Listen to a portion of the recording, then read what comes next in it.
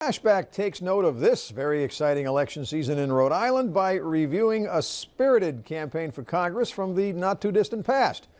12 years ago today, October 20th, 2002, a big Kennedy name was flown to Rhode Island to campaign for her cousin, and the Republican opponent was talking about whether the family name was reason enough to re-elect a Kennedy.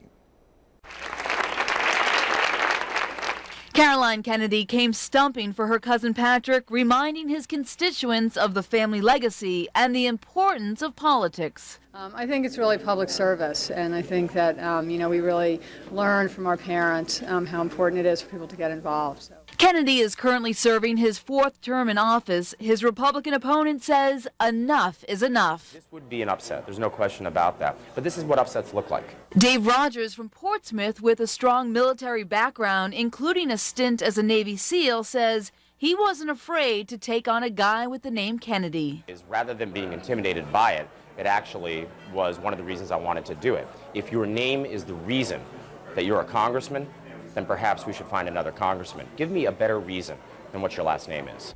Now you want to join us for a live debate between Dave Rogers and Patrick Kennedy. It's going to be on Tuesday, October 29th, beginning at 7 o'clock right here on NBC 10.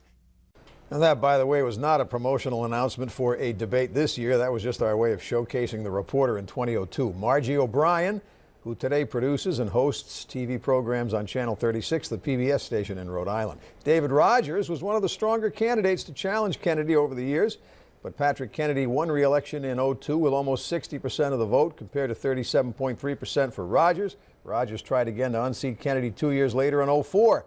Kennedy won that race 64% to almost 36%. And that's flashback politics.